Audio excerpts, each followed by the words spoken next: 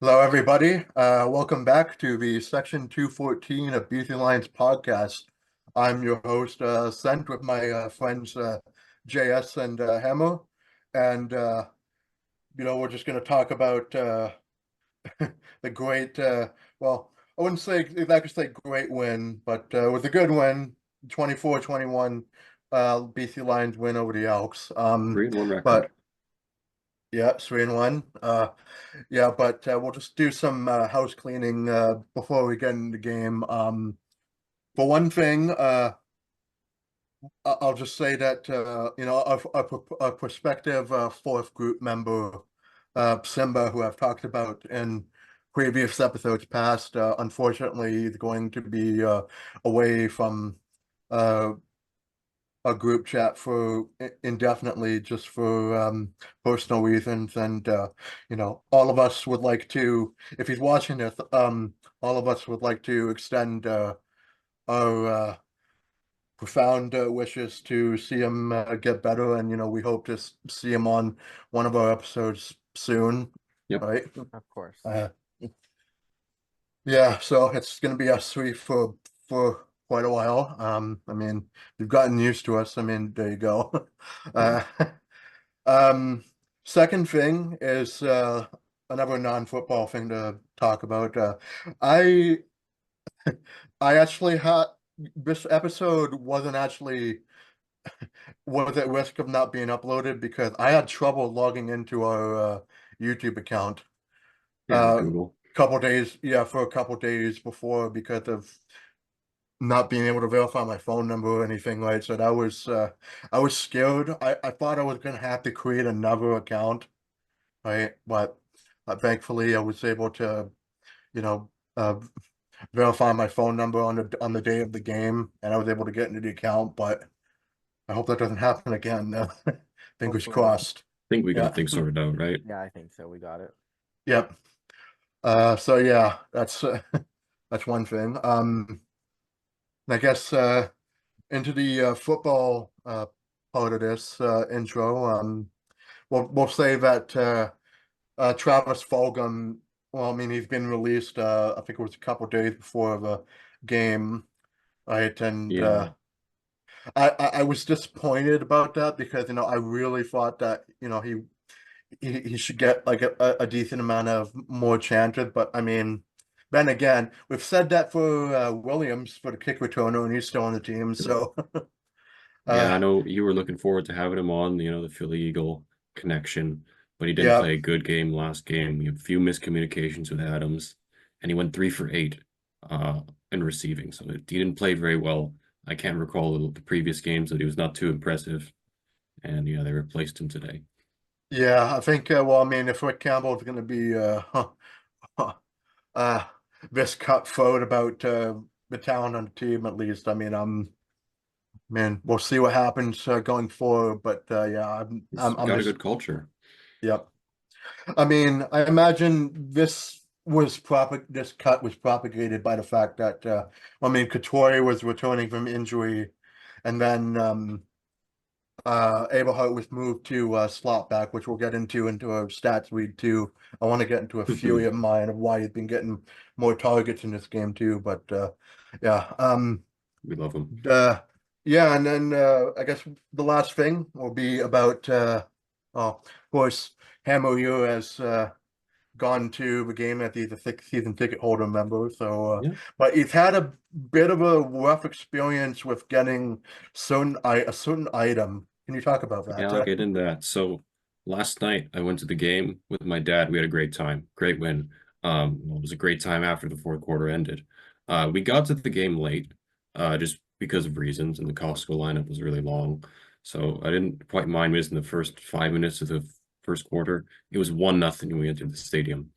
Good Um, hockey game. yeah, one of you was saying that it Yeah. was the Oilers up 1-0. It was a rouge.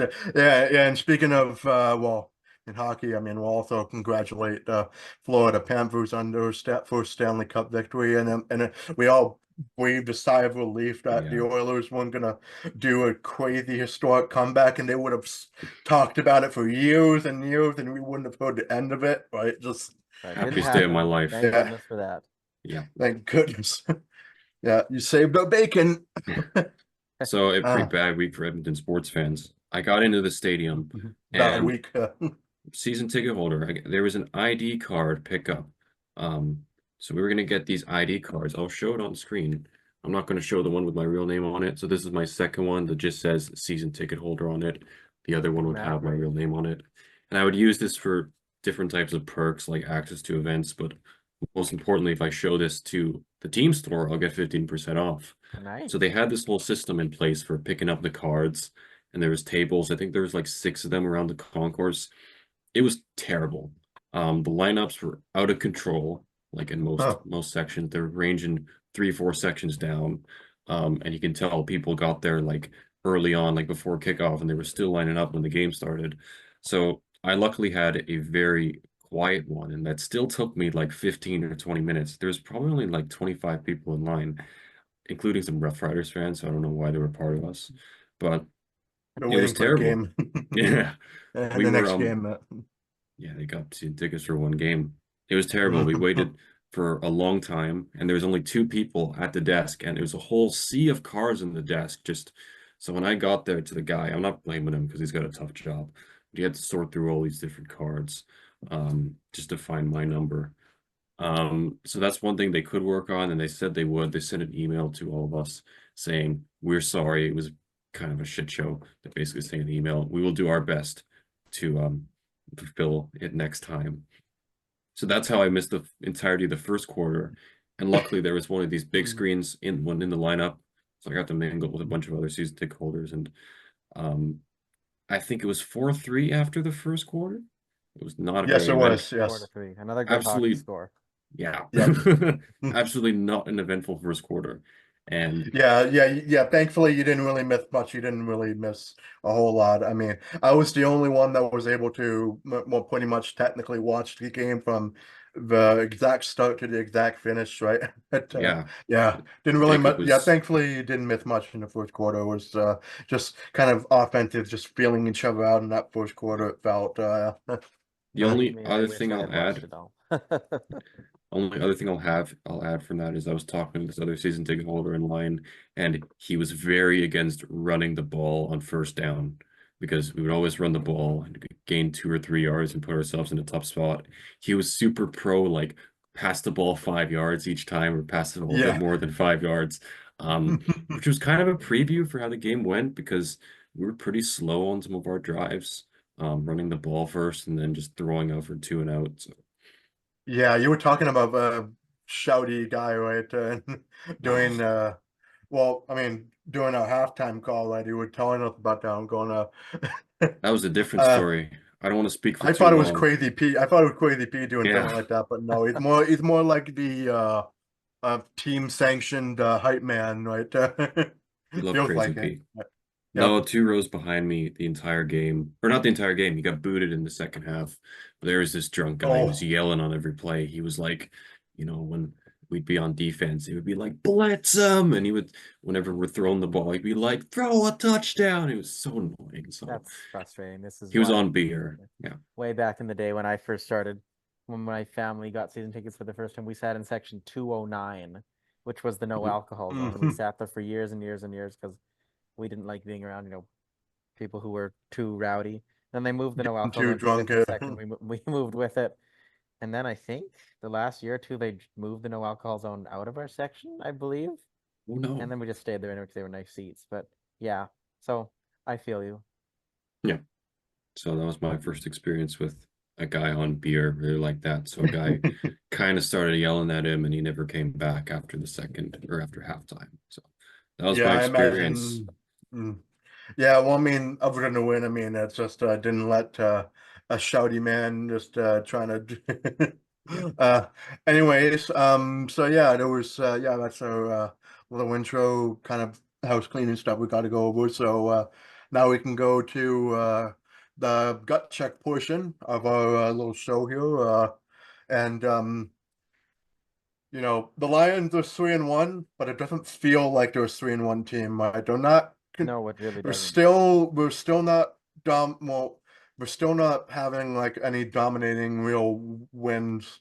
now. I mean, it's a month into the season now, and it's concerning. It's at least it's concerning me a little bit. I know some people will say that, in the playoffs, when you have close games, if you're able to win those close games, a lot, then you can still be able to do that. But it's not good for my anxiety. Well, you want to be able to win the close ones. Like, I'm just looking up the stats here. We've won all our games by a total of, what is that, 9 points, 2 points, and then 3 points. That's a total of 14 points combined across the 3 wins. That's not a lot. That's 2 touchdowns between the Wow. 2 touchdown margin victory over the 3 wins. But if you can grind out those close games, that's important because you can't count on a blowout in the playoffs. Like they happen sometimes. The Lions, the 2018 Eastern semifinal, they got blown out in Hamilton. Yeah. The 20 ton of times, and then whole bunch of Montreal as well, times. 50 points, right? I remember that one, yeah, in Montreal, and then they got blown out in Calgary one year, and so they happen. But you also need to be able to win the close games, and so far we've done that. Yeah, I'm also gonna say that. Well, I mean, even though they won, off a game-winning field goal by Mr. White, Sean Whyte. I am the danger of Sean Whyte. uh, yeah, it's just. I mean, the Elks were coming off of a loss where they had a big shootout with the Argos. Right, it was a crazy score, like 39-36, and we thought, oh man, they must be exhausted. Because they're coming in like with one less day of rest than us, right? I mean, there's no excuse for us to like not put up at least 25 points on these guys, right? And I mean, it was a little close, right? But close to that. Yeah. But at I least think I feel like it was no excuse. I mean, just back to the topic of being 3-1. I think we're capable of being a better 3-1 team than we are because we know what this team's capable of, and I think we could have done better than winning 4 games by a total of 2 touchdowns. Well, I mean, You we see could how have won the Toronto Edmonton? game too. Remember, we had the two Oh yeah, touchdown lead in that one. yeah. I mean, sure did. Edmonton. Well, I mean, we could have easily been the opposite, which is what Edmonton actually is, right? Because all their losses have been really close as well, right? Yeah, Yeah, I So was they're going the to point that exact out. opposite of us, right? They're just. I Edmonton has mean, lost their games by 3 points, 3 points, 3 points, and 8 points. They could have been wow, 4-0. really easily. yeah, Flip if of a Chris coin. Jones wasn't coaching the team, at least. I mean, I mean, yeah, Hammer, you weren't. I'm sure you weren't watching the coaching sideline, but numerous. There were a few times during the broadcast where it panned to Chris Jones, and he was like irate. I mean, especially on a certain delay game that made him get the loss of down, right? Like he was mad as hell, right? It was Well, I get irate watching him coach that team. Such a hard coach to just watch. I could Yeah, not survive being an Elks fan for a bit because their franchise has gone completely downhill. no, we wouldn't have been doing a podcast on the Elks if we were their fan. Like it would have been, yeah, it would just be like a 20-minute episode, and we'd just be saying, they it'd be, lost again by 3 points. it'd just be screaming into a pillow Complaining all the session, time, yeah. which is what I literally did watching him coach the Elks last year when they blew a game. It was not fun. Yeah, because we needed them to beat the Bombers last year and they completely blew it. And I went to just Yeah, stress eating ice cream straight out of the cartons with chocolate sauce drizzled on top. That's how bad his coaching impacted me, and I'm not even an Elks fan. yeah. We want to see the team have like at least a little bit of success against other teams, but yeah, it was just straight up bad. Right? It was Straight just. up bad. That's how we describe him. Yeah, I got that's and because of the rule that you can't fire a coach off of the because it counts towards the I think it's a cap or The something. coach's salary cap. Yeah, the salary cap. Yeah, I mean you can't fire him after a specific amount of time, right? So yeah, they're stuck with him until probably at least like the end of the season, at least. But they got I a lot mean of dead it's money. That yeah. is, yeah, I feel sad for them. Thoughts and I got prayers. one Yeah, last We were I was terrified that we were gonna lose to them and go, we lost. I can't believe we lost to Chris Jones. I should have seen it coming, but no. thank But And it God. was, yeah, we eked it out. And I mean, as much as I'd like to see BC start to have a little more, come to your wins. I'm not saying like really too many blowouts, but more around the lines of say like 10 to 14 point wins, right? Instead of needing yeah, instead of needing like last minute drives to clinch the game, right? Yeah. But yeah, that's our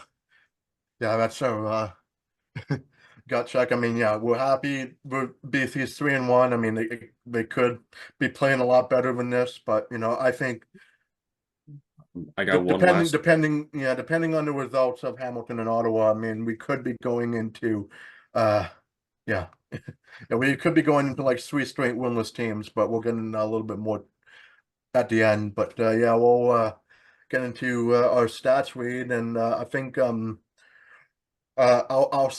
last time it was we were reading the stats. It was yeah, it was me reading the other team stats. I'm gonna be doing the Lions one. So yeah, so I mean, Vernon Adams had another spectacular game. He went 27 for 38 with 331 yards passing. Uh, Scored a touchdown and no interceptions still. That's pretty good. I mean, ever since that interception he threw, which wasn't his fault against Toronto, I mean, he's had great games a lot, right? He threw a 2-point yeah. convert 3 times. Yeah. Yeah, 8.7 average per throw, and he also chipped in with some rushes as well, some important rushes too, especially on well, I mean, even second down ones that don't amount to a first down, I think it's, you know, he still managed to get some out of it, right? He's getting something out of nothing. That's important. But yeah, he got 33 rushing yards on 6 carries. That's And nothing to complain about. and speaking of carries, and then stand back here, he has well, he's had a down game from the last one, which he's only had 11 carries for 42 yards and was averaging 3.8. He Yeah, not hasn't his really best. broken out a big run. Yeah, not his best game either today. The shame that guy in the concourse talking to me was correct about the rushing today, but I believe the stand back will be good. He's been great for us in the last 4 weeks. 3 Really weeks? happy to have him on board. Yeah, just another okay game. I mean, yeah, they're selling stand back jerseys in the concourse, so he's one of their names. Okay, they put stock into him. That's yeah, awesome. I imagine he'll be around for another 2 years or so. I mean, yeah. So I mean, he had his better game was, I think, in the passing game where you know, he had 4 catches on 4 targets for 41 yards, and you know, most of those catches he made were screen passes, which is I wanted to see more of in, you know, these games, like more screen pass options for Adams to stand back, and yeah, they've done it here today to great effect. Yeah, he's had 4 catches for 4 targets for 41 yards, and yeah, 10.3 average on those catches. So yeah, those screen passes. So yeah, and then fullback Mackey, he had a really up and down game. I mean, he only had like 5 carries for 17 yards. He had a touchdown, but then he also fumbled, and we'll get into the craziness of that fumble. Yeah, everything happened all after the the fumble insanity too. that Yeah, happened there. Tough one. yeah, he's yeah, I mean, you don't really hear about fullbacks too much these days, and then yeah. Anyways, yeah. So for our receivers, Hollins is well, yeah. For our receivers, for our receiving game, we've kind of spread the ball open quite a bit compared to the last game with just the Hollins and McInnes show. Hollins went 4 catches for 8 targets for 55 yards. Bit less targets than previously. Yeah, 13.8 average and no touchdowns, and his longest catch was 35 yards. McInnes had 4 catches for 6 targets for 49 yards. Yeah, no touchdowns and 12.3 average. And then every receiver had their longest catch at around like the 15 to 18 yard mark. So yeah, it was more of like a short passing kind of game mostly. But yeah, Aberhart, Our boy, guy. Aberhart, yeah, he finally has more targets and more catches this game. I we were hoping More he than has. one. Yeah, way more. He's had 6 catches for 7 targets and 78 yards. So he's actually been our most prolific receiver in this game, which I am so happy for. I'm like, Offensive player of the game, as they showed on the Jumbotron. I'm just so glad to see it. Oh, he's awesome. yeah, and yeah, he's 13 yards for average, and yeah, longest was 17, and then yeah, Just want Barry to add Hill. for Eberhard. When I was going home from the game on the radio, Adams was talking about him in particular, and Adams was really happy with him because Eberhard's been working hard in practice, but also he played 3 positions in the last 3 games. And he's really found his groove today at slot back. Last night at slot back. Yeah, And he deserves so yeah, much credit for that. I'm theorizing that, yeah, because of his move to slot back, because of Fulgham's cut and Couture returning from injury, now he's getting a more prolific look on the offense, right? And that's helping him now, at least in this game. And we're hoping it continues. So yeah. So yeah, Barry Hill was third. I mean, he only had 2 catches and 4 targets for 21 yards. I mean, he had a less of an impactful game, but you know, still chipped in when he did. And then Couture in his return from injury had 5 catches and 6 targets for 68 yards. Right. That's another good game there, yeah, and averaging 13.6. His longest was 16. So yeah, That's really good. yeah. Really nothing to Yeah. complain about from the receivers, really. Yeah, I mean, no 100-yard games, but again, I mean, you know, when you're playing a desperate team, like Edmonton, I mean, I'm kind of expecting lower numbers, right? And just the Edmonton defense is kind of just honing in on the guys, right? Just But they spread the ball around really nicely, and everybody pitched Yeah. in for this win, and that's what you love to see. You don't want to rely on 1 or 2 players, and then they get injured, and boom, you're in big trouble, right? yeah. But we've Oh, yeah. got And really on strong the core together. yeah, and on the defensive side, I mean, I thought they had a pretty good game too. I mean, but I mean, it's low again, low sack numbers, only the 1 sack. It was a pretty heavy sack too on McLeod Bethel Thompson. Brazen I think first quarter. yeah, I think that was yeah, Winnie, who actually came in as a replacement for well, getting a Woods injury too, but um. Yeah, I mean they only had 1 sack but 2 interceptions. I mean that's pretty good too, right? Like when any game you have an interception, yeah, at important times is good, and yeah, um, yeah. Most of the defense got 5 tackles or less. Well, yeah, Gary Peters had the most with. I mean, he's my pick for like defensive MVP of the game here for 4 tackles and an interception. Uh, just based on pure numbers. And then yeah, Evans also had 3 tackles and an interception, and then Ken Jr. got 6 tackles, and then when they coming in for Woods injury replacement, there was 2 tackles and a sack, and then Rugama had 5 tackles. Yeah, great game for So, Renee. yeah, I'm glad he got to have some, so yeah, and then special teams. I mean, Sean Whyte was very important in this game. I mean, he was money once more. 3 for 3 on field goals on 28 straight field goals now. That's Uh, all you can ask for from him. He's literally perfect. You can't ask for anything better. yeah, he's the most accurate kicker one of the most accurate kickers in CFL history. We're glad to have him, and yeah. 1 for 1 an extra point, and then Flintoff. I mean, he didn't have as good of a game in terms of the numbers on punting compared to his his enemy punter, which I know Hamo, yeah, you and your really liked. Just would give props to the enemy at least for their punting ability. But yeah, anyways, yeah, Flintoff, he only had 5 punts and he was averaging 44.6 yards. Yeah, he only had a couple of shanks, including one that was penalized for an illegal kickoff. But I mean, uh, but unfortunately, our kickoff and punt return woes continue with Williams, and he's only got. What do we have to say about this guy? Yeah, I went in detail where he only had 2 punt return catches, and 4 kickoff returns. So yeah, 2 punt returns and 4 kickoff, but there was only a total of 113 yards, with an average of 22.3 for kickoffs and 12 for punt returns. So yeah, it's What should we do with him?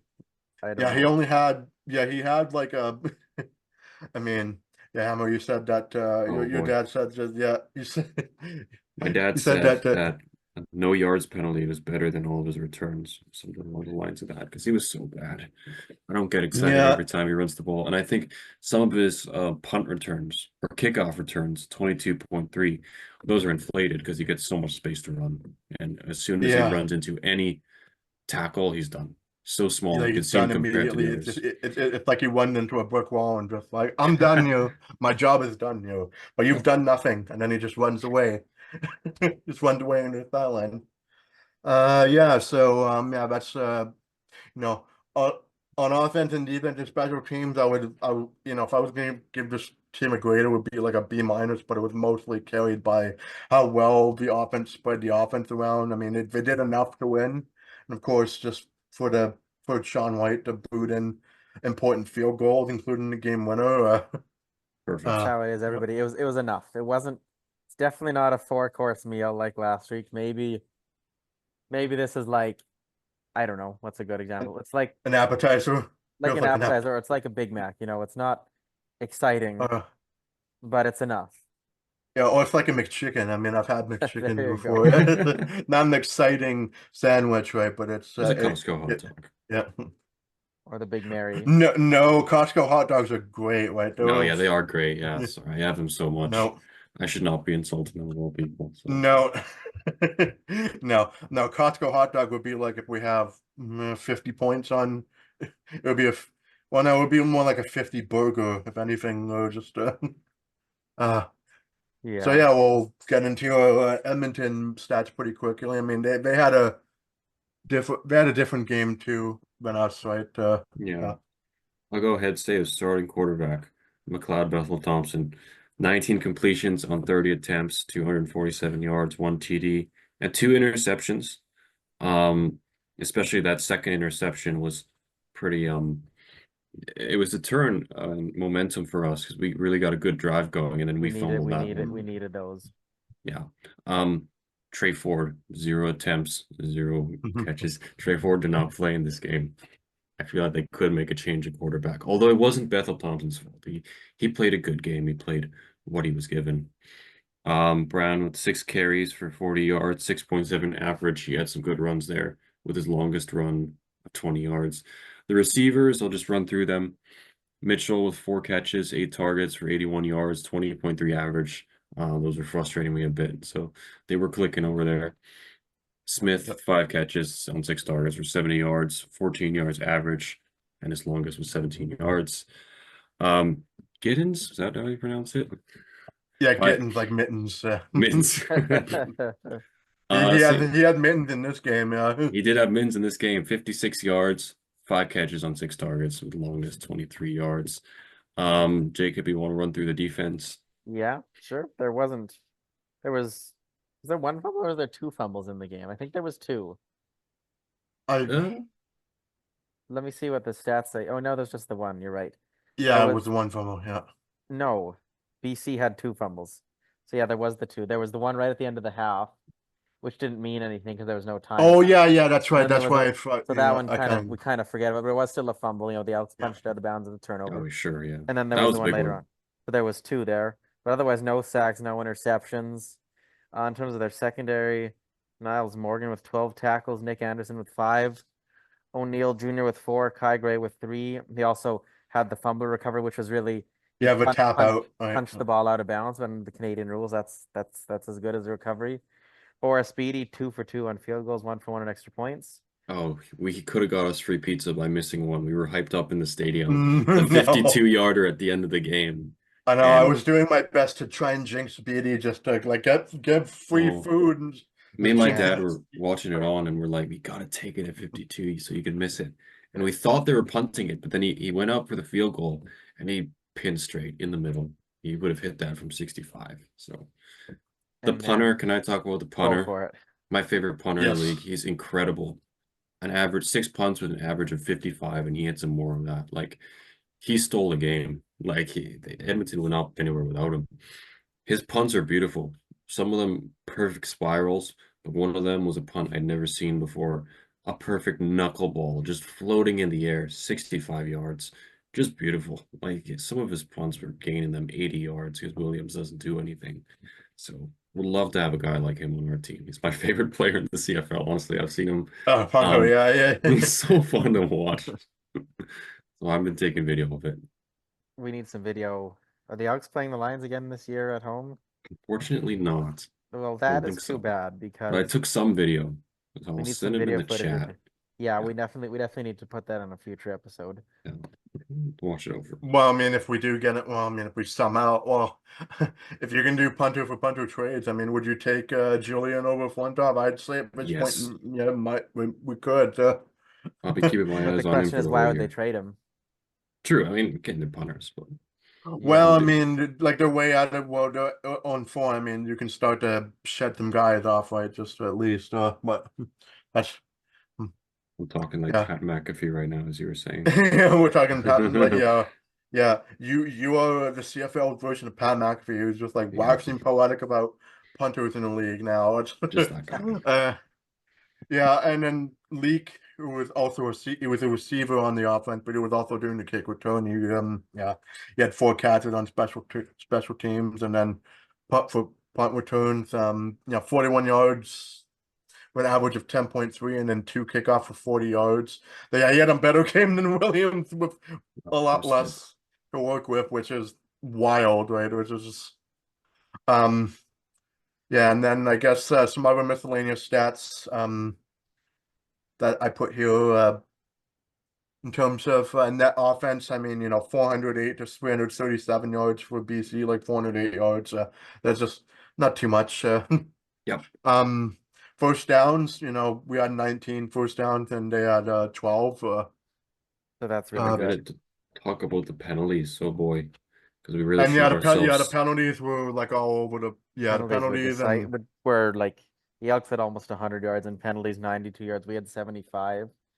Like much of the Elks yards would have come on the pass interference, which we'll talk about later. But either way, penalties, they can be incredibly costly. And We're luckily, also the Lions, they were yeah, we pretty. did cut down on our penalties a little bit in this game, Yeah. but no, not by much. But two it was major fouls in one drive for 30 yards. yeah, One on a face mask, one for unnecessary roughness, which I also thought was a face mask. So Yeah. it shot us a yeah. bit, but they were a bit more disciplined in last game.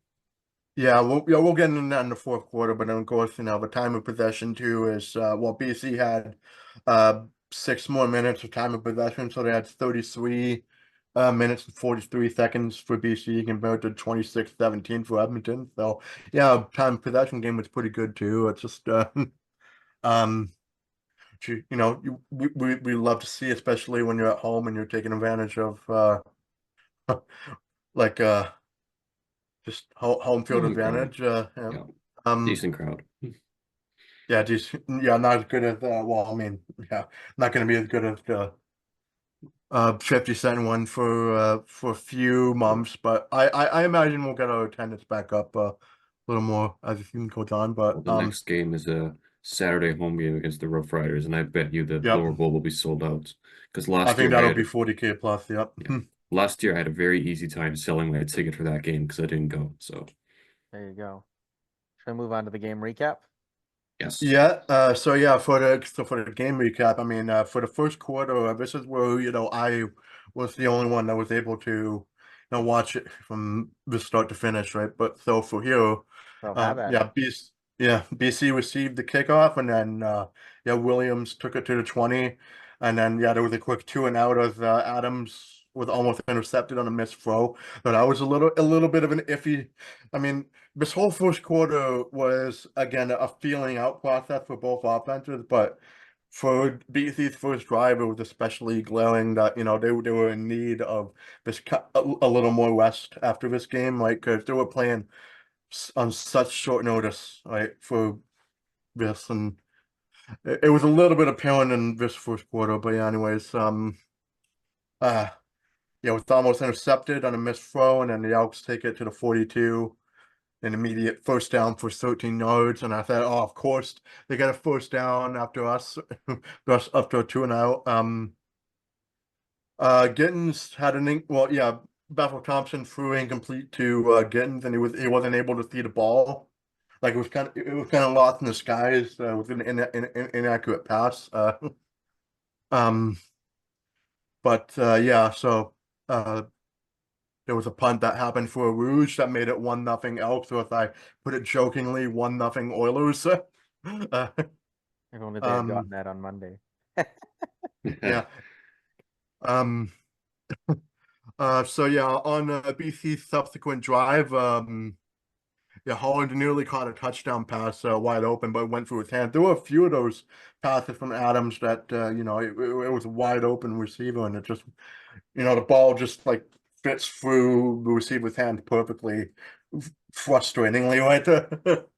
um, yeah, yeah, yeah, it was a nearly a TD pass, but it was, yeah, I mean, they were in field goal range to get a field goal out of it. And unfortunately, there was a bad snap from the long snapper, and Flintoff was unable to handle the ball, and it was counted as a turnover on down. Well, yeah, it was like a turnover on down. Then I was worried that this would end Sean Whyte's field goal streak, but apparently it didn't. So Good. Didn't yeah, want that. I think yeah, it you depends should. on when the ball crosses the line of scrimmage, I believe. Maybe. Yeah, yeah, there must be like a technicality for that, Something but like yeah, that, yeah. Um, So yeah, I was worried about it ending. It didn't, but yeah, off the turnover, Mitchell gets a first down for Edmonton on crappy zone coverage, and yeah, I noticed there was a couple of you know, wide open Elks receivers that was a result of just BC refusing to be more aggressive in zone defense, right? Because when you're in zone defense, you're just trying to, it's playing like prevent defense, and it's just it kind of frustrates me a little more. I mean, there is a time for zone defense to be played, but yeah, that wasn't it. Um, I mean, when A bats down Bethel Thompson, I put BLT. Just I'm gonna call him BLT, man, or just BLT, dude. BLT, yeah, I love it. Yeah. Yeah, so when they batch down BLT's pass attempt, I mean, you would imagine like a BLT sandwich at quarterback. You could probably go throw for 300 I yards. doubt it. Uh, yeah, and then BLT rushes and barges for 8 yards. Even like, you know, he really just shouldered through just for 8 yards, uh, and it wasn't enough, and it forced a field goal for Edmonton, the Oilers, to go up 4-0. I was like, I would have been joking, like, oh God, here we go with game 7 all over again. I was like, Oh, no. please. I don't need to think about that again. Yeah. I'll just go cry. Uh, I'll just go cry for a bit. Thanks. oh, believe me, I've had a lot of bad experiences with game 7 for both hockey teams, so I hate that number. Yeah. So yeah, yeah, so they go up 4-0, and then on the subsequent drive, stand back, gets a screen pass for 20 yards, and Hero's like, yes, please, more screen passes.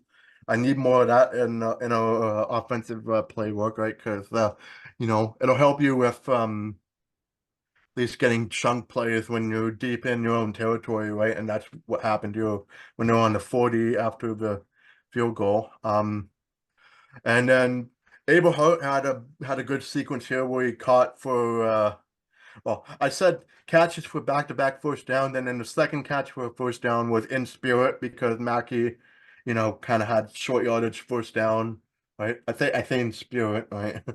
Yep. Yeah, so he had a good sequence there, and then Katoy caught for a first down, and then there was a high pass to Hollins way up high for an incompletion, forced a field goal for BC and make it 4-3 Oilers. Um, so yeah, and it was here, yeah, with you, I then, yeah, the commentary was saying, oh, like the streak is going on, and I'm going, okay, so that screw up by Flintoff didn't ruin the streak, so that's good. And then yeah, here I put both offenses are slow to start the game, bailing each other out really, and yep. On Edmonton's drive, Peter sniffs out uh, you know, the running back round for a short gain and first down, and then BLT gets sacked by Renee hard on a blitz, And like you were talking about the drunk guy with saying, "Do a blitz." Well, there was a blitz for you there. There we go. With Yeah, I loved sack, it right? when they did something when we listened to him until he got kicked out. We were all annoyed at him, but it was pretty funny because we were yelling too because of him. Yeah, I was. Yeah, well, there you go. You got your blitz sack there just for the one, but it was the only one. But um, yeah. So yeah, then after that sack on second down, then forced the punt to make Williams get to 29, and that was the last play of the quarter. And it was And 4-3. yeah, 4-3. I mean, it was at this point where yeah, now Hammer was in the game proper. Yeah, We're all watching in the second quarter. yeah, Yeah, what happened in the second quarter? It was a decent start to the second quarter. There was a Uh, huge pass to Hollins. At least that's the first yes. play that I saw because I jumped in. I was watching yeah. You the jumped in a little bit into the second quarter because jumped yeah, in you the were watching the U.S. presidential debate.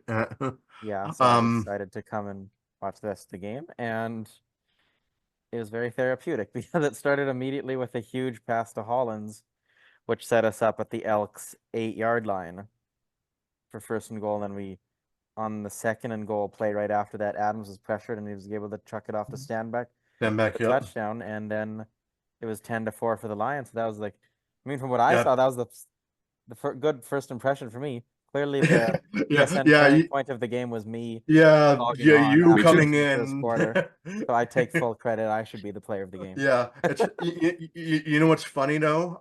You came in and then BC immediately scored the touchdown. This reminds me of whenever I was doing like in the Canucks Discord, there was like an imaginary kind of playoffs for Chell 20, right? And it was the Was it Canucks the won EA the thing? Stanley Cup.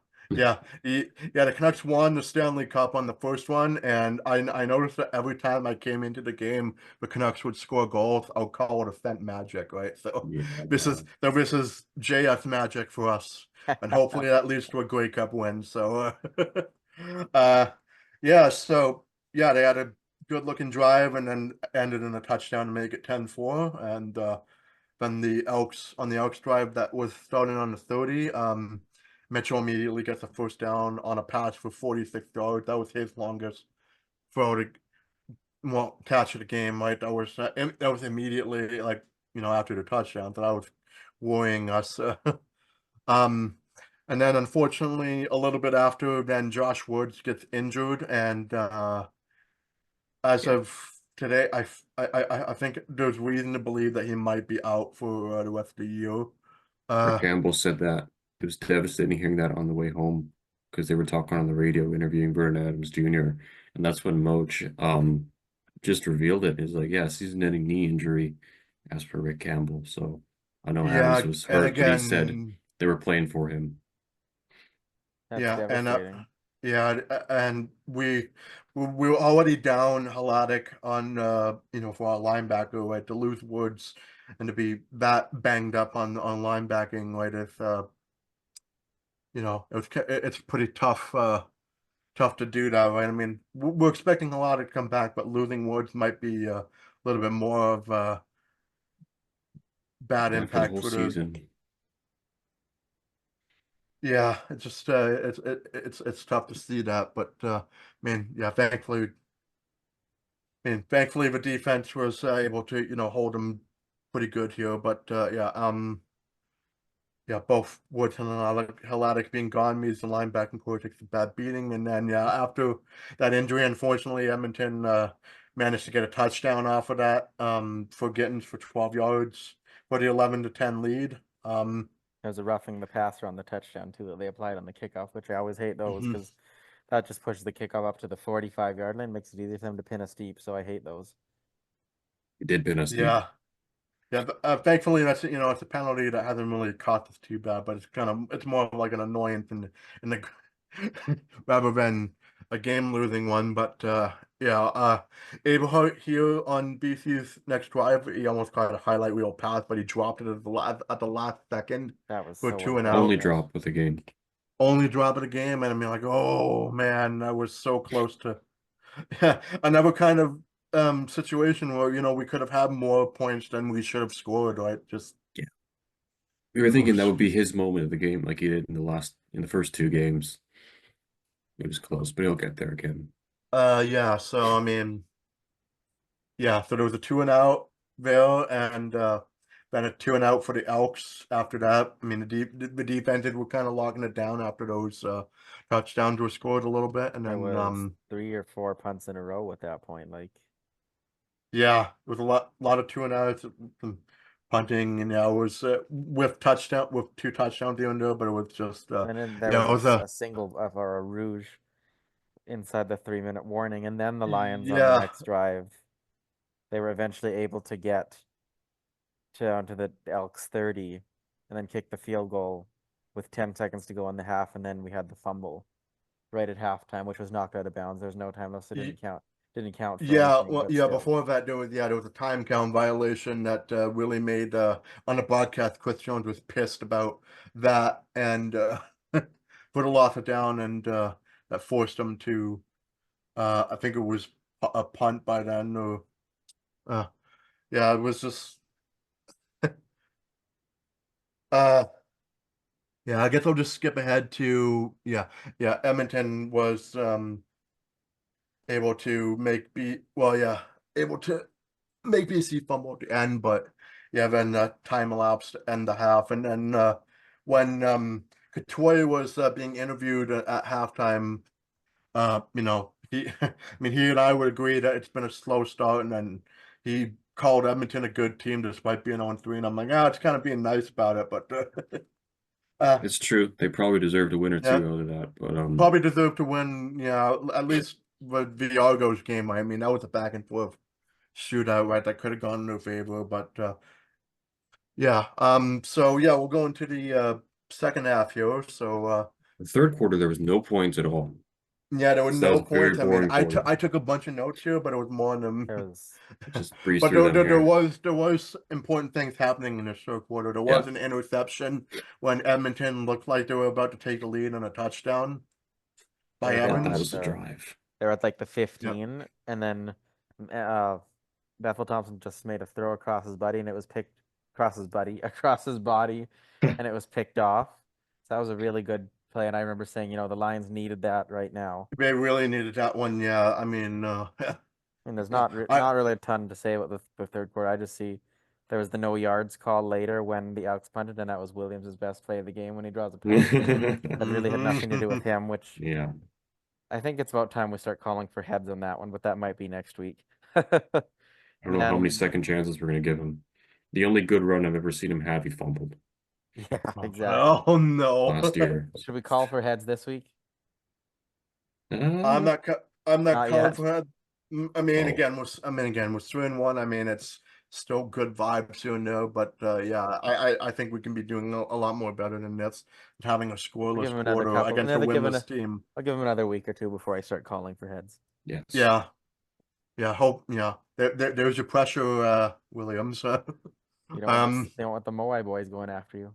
No, you don't want Moai statues being in your front lawn. They're just staring at you maliciously. Where you live. Just kidding. Of course, we wouldn't do We've that. gone through the third quarter here, so Yeah. Yeah. Other than an interception, and I mean, yeah, it was just back and forth. Just there were a couple first downs here and there, but ended up in being punts. And then of course, Chris Jones was also mad in the third quarter. From after a 2-and-out for Edmonton, but yeah, just nothing really much happening in the third quarter other than an interception. Even though I took a bunch of notes, it was Not much. fourth quarter. Yeah, fourth quarter was again just like last game where a lot of stuff happened here. So yeah, I mean, but to start off, on this drive, Mackey caught a short pass and then he hurdled over a dude for the first down. That was cool. I love hurdling over guys. Right, just yes. like Mario jumps down to think, whoop. Yeah, and Couture had a really good catch for 10+ yards for a first, and then Adams on second down he runs for 9, and then it was on this 3rd and inches, and I want to stress this with Campbell. You have to start teaching your guys on 3rd and short to hold the ball. right? Yeah. Because it doesn't matter if you're a quarterback, you're a fullback, or a running back, you have to start realizing that you can't keep doing this on third and inches or third and short. Well, I mean, Mackey did almost he had the first down, but he fumbled it at the 10. He made a And few then I more put yards. all caps. Getting real sick of fumbling on third and short, right? Yep. Same problem in the Toronto game, right? Yeah, that Yeah, was Frustrating. you a have good ending. yeah, and Momentum after killer. that was gonna be that was a clear, like if I said there was a mini collapse in a couple of the games, like the Bomber game, this was a mini collapse where it was the fumble, and then Edmonton was having really good like a really good drive to score a touchdown, but in the midst of that drive there were unnecessary roughness penalties back to back for 30 yards, right? Including a face mask. That was so Um, frustrating. yeah, I put like BC falling apart the themes immediately. I mean, like, oh my God, stop this right now. And yeah, Prukop for the backup quarterback does a short yardage touchdown to make Edmonton take the lead 18-13. But then there's some Easy from crazy, there. yeah, this is the first of two craziness that happens on the 2-point cover, right? Hmm. This is That was later. well, no, yeah, this is the first of two, Oh right? yeah, right. Sorry. Yeah, I got Edmonton. confused. Yeah, Edmonton. Well, I mean, this was where Edmonton was going to go for two, but then they had it intercepted. Uh, and then I put in 2 point. brackets. Of course, now is when BC gets a turnover when it's after a touchdown, right? Does that even count in the stats? No, I don't think it does. I mean, I don't know either. This I doesn't mean, really count in the game either. So And I mean, yeah, it just wasted time off the clock in the end right. because yeah, well, things didn't matter. that 2-point convo interception did end up being important, right? Of course, Yeah, it ended up in our even favor. yeah, uh, but yeah, that's the first of two. We'll get to the second one a little later. But then, yeah, then there was a kickoff to the 35. And then Mackey, he does make up for it on this drive. He converts for a first this time. And then, the O-line did have a rare miss that, Adams had to run to avoid a sack. Glad that we can say rare. Yep. Yeah, Rare now, they yeah. improved so much. Give credit where credit's due. They were Yeah. first game they And were then really terrible, but they got it together. So I'm proud of them. yeah, they're gelling together at the right time, right where we need it. Yeah. And now, on second down, Aberhart had an incomplete pass, but then Rick Campbell decides to challenge for DPI, so defensive pass interference, on O'Neill to get them to the 5, and it was successful. He was holding Aberhart's arm back, right, like he was holding it, preventing him to catch it, right, That was with the both right call, hands. 100%. Like, no doubt about it. You have to challenge that. It was a 40-something yard penalty, and it Everhart was got us, screaming for it. and it got us the first and goal at the 5. That is why they have pass interference review. I think it's 10th or 11th year that they've made that play reviewable, and that is exactly why you have it. For a huge play like that, and call was missed on the field. They got it right. I'm not Yeah. sure. I wasn't sure at first if it was. I knew it was on the replay, but Eberhard was screaming for it. So he was like holding on to his shirt. He's like, I was being it's held like here. that's but yeah. So knew it. But thankfully, Rick Campbell had a successful challenge you. I mean, I thought it was pretty obvious that it was DPI, but coming from this and then Adams ran the ball to the 1 yard line to allow Mackey to get his redemption from the fumble to score a touchdown to take the lead for 21-18. Oh, And then this is they called that Vernon Adams originally got in, but then after review he was down.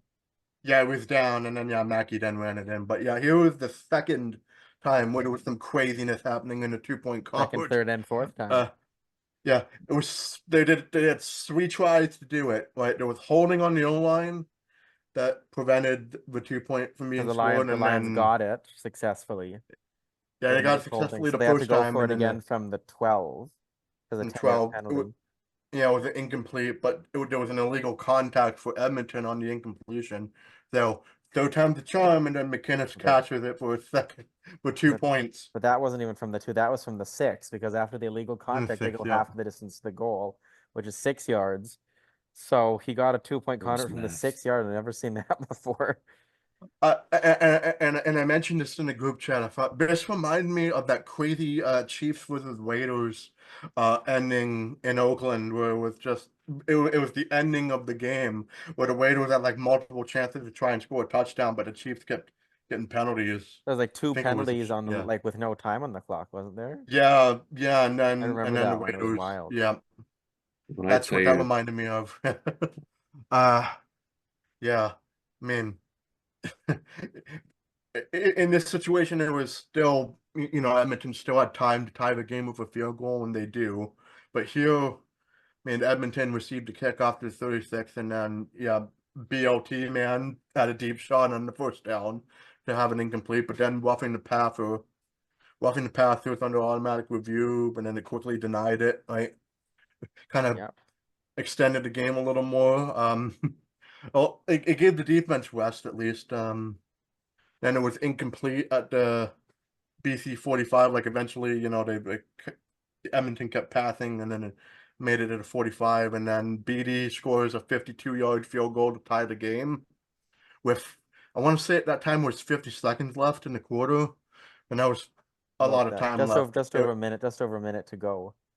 Yeah, And then the big play was the face mask, honestly, the face mask penalty. the face mask, yeah, in the middle of the last drive for BC. Well, yeah, it was just and well, the TSN panel kind of made it known that this was a theme of Edmonton losses now, where they've had close games, but there's always that one or two mistakes near the end of a game that will just kill them in the end, and this was one of them. That face mask penalty, absolutely. that made on Aberhart that made him go up 15 yards, and then eventually BC got it down to the 45, and then Whyte kicks the game-winning field goal. And No lines it doubt in. about it. I mean, even if he would have missed it, it would have been a game-winning rouge, which I Yeah. I Happened kind of once wanted, before. but You know Okay, what? we're no. not complaining. Still got the Kick it win. right out of the end zone, but no, that was a Yeah. great kick. Yeah, I was saying like, okay, White, even if you miss it, kick the ball as hard as you can to ensure rouge, right? But no, now he's money in bank. He One day gets I a want to see game-winning one of field these teams, goal. and it's just for kicks. I want to see one of these teams try to punt for a game-winning rouge rather than kick a field goal. Yeah, I mean, I'm not sure why they don't Such a think about that, CFL It thing. did right? happen once, apparently, years ago in Saskatchewan. They were at about midfield, and their coach decided to punt. It didn't work. The game went to overtime, but still, you never know. Yeah, we could see something crazy this year for sure. If it ever comes down to punting for a game-winning rouge, that would just be the ultra CFL way to end the game. But It sure yeah, would. so I just wanted to White. say, the end of the game, the crowd was good. Obviously, it wasn't as good as the 50 cent crowd. I think the lower bowl was like half full today.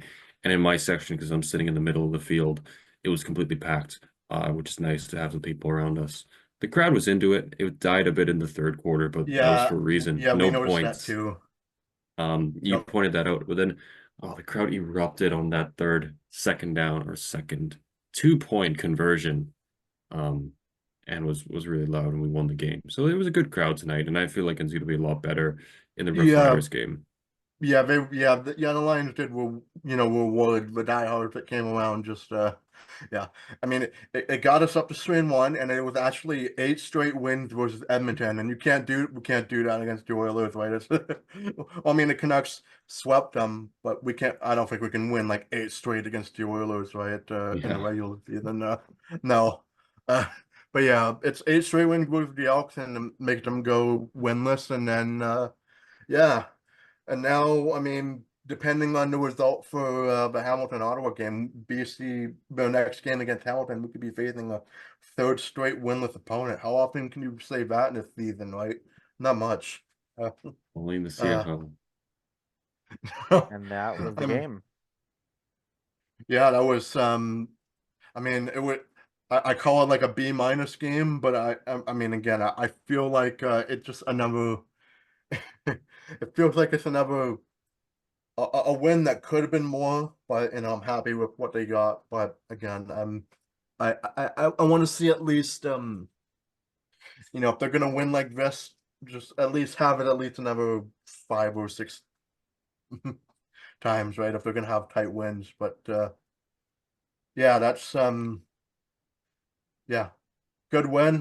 We're happy about that, and I guess for guess we'll talk a little bit about the next cup. Well, I mean, yeah, we already talked about. I mean, our game takes place on the Thursday, so At the time the- of, by you the know- time we recorded this, while we were recording, Montreal defeated Toronto 30-20 to move to 4-0 on the season. Yeah. They're the real deal. We got yeah, increasingly, the September 6th game against them is looking like it's going to be like one of those marquee games, right? Yeah. yeah. Ascent, I just wanted to point out because you said that we play on a Thursday. Rick Campbell says in his team talk, this team played 4 games in 18 days. They got like no Yeah. days off, a lot of work. So he Not a rewarded the whole lot of team. time. Yeah. He rewarded the team with 4 days off. They'll be back practicing on Tuesday. So good for them. They deserve it. And Absolutely. they're not going to have a game in like 10 days until next Sunday. Yeah. Yeah, unlike well, I mean, unlike the time between our last episode and today's episode, it's like yeah, we've got like more time between days. Just well, I mean, not just for the players and the rest, but for us to be like, okay, we can chill out a little bit, just get ready for what's going to be probably a pretty eventful July as well. I mean, that's uh yeah, I mean, we'll keep our eye on the Hamilton Ottawa game on Sunday, just to see if we're going to be facing like a third straight winless team or not. But even if Hamilton wins, I mean, it'll be 1-3. So Either way, there's still some good games. yeah, there's and what's the Winnipeg and the other Calgary game is the other one on yeah, Saturday. We're gonna yeah. lose. I still want we still want Winnipeg to lose, right? 'Cause Of course. the more they lose, the more the more they're not going to be able to rise up like we did in 2011, right? Whenever they get it together. Yeah, I mean, I do think Winnipeg might beat Calgary here, but again, it's a kind of they're on the road, so it's going to be a little tougher for them to get that first win. But yeah, so yeah, that's I mean, for the rest of the week, and then yeah, then Lions and Hamilton next week, which next Sunday, and then the other games will be Argos Riders, which is also a good game for that. Then Red Blacks and Bombers on Friday, and then Stampeders and Alouettes. So I guess for those games, I'm thinking I don't know. I think Saskatchewan's due for a loss here. Yes. yeah. The Riders are coming off a bye week on a Thursday. So yeah, I think the Argos should be able to win. I mean, we're hoping they win for that one, right? But of course, yeah. And then Red Blacks Bombers go Ottawa Sens. Yep. And then and then Stampeders Alouettes. I mean, I'm not too threatened by Calgary at the moment, but again, only time will tell. Pretty easy Montreal win. Yep. Then our game's on Sunday, so yeah, we've got like a lot of time between through the game and now to really like recuperate and be hyped about our next game. So that's gonna be. We'll be back then. One final note: I won't be back for the next game. I'll be in Seattle watching the Blue Jays next weekend. Probably gonna watch us lose all 3 games, knowing how the Blue Jays are doing this year. Yeah, man, they're the bane of your existence, aren't they? Yeah. I'm gonna have a great time in Seattle, but I'm gonna miss this podcast and also just the Lions because they've been doing great lately. A fun team to watch. So I hope you guys have fun on the podcast next week. And I'll be checking the chat and I'll be live checking the game as it happens. So yeah. No, it'll just be us two, just me and Jess just yip yapping about the game, right? Yeah, that's the plan. Yeah. I guess before we go, I'll just run through our socials as always. You can hit us up on email at sectionfourteen@gmail.com. We're on Instagram and Twitter at Section214pod and YouTube at Section214 BC Lions Podcast. Yeah, and thankfully, again, that was that Gmail not locked this time. I mean, I was worried it was if you going to be write to locked. us, we will answer. Yeah. Yes, sir. yeah, we're hoping for, at least, yeah, a comment or two. I mean, we'll see, but, yeah. And I Alright, think, yeah, starting July, I think we'll have a surprise for what kind of thumbnail we'll be using for that, because I'm still thinking about don't spoil different it, kind it's of a thumbnails surprise. for July. Yeah, I know. It'll be different, right, than the Moais that you've been seeing for the past month. But yeah, I think I'm excited to show that too. So all right, so yeah, that'll be it for us for today. Yeah, we hope everybody has a good weekend, and happy Canada Day as well. Yeah. And also Independence Day if you're in the States. So Well, I'll yeah. be in the All right. States for that. Alright, bye people. See you Okay, guys. bye-bye.